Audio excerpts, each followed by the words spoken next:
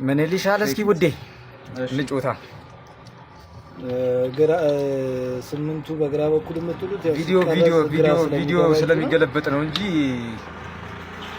በኢንተርናሽናል ደረጃ ነው የሚጫወቱት። ግራ እንዳይገባቸው ለጠየቀኝ ልጅ ነው ይኸውላ መልሱና እነሱ ሲያወሩ ነው መስማት የምንፈልገው ላልከው ደግሞ እስቲ ያወሩ ብለን ዝም ብለናል። ያው ዝም ስንል ደግሞ ትኩረታቸው ዳማ ላይ ነው። አያወሩ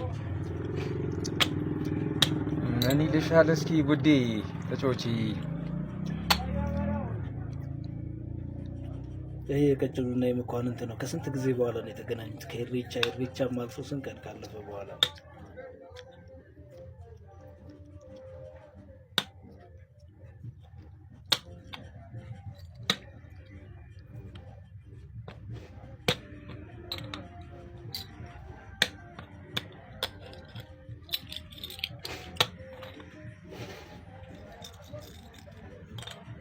ተረጋጋይና ከዚህ በፊትም የመጣች በሳይለንት ኪለር ይባላል።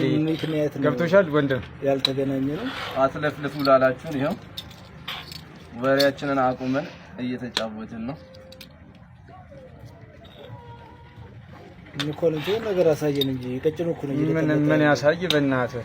ምን ነገር መኳንንት ያለቀ ነገር ላይ ምን የሚያሳየው ነገር አለ በእናትህ? የሆነ ነገር ግን ተአምር አሳየን መኳንንት። የሆነ ተአምር በቃ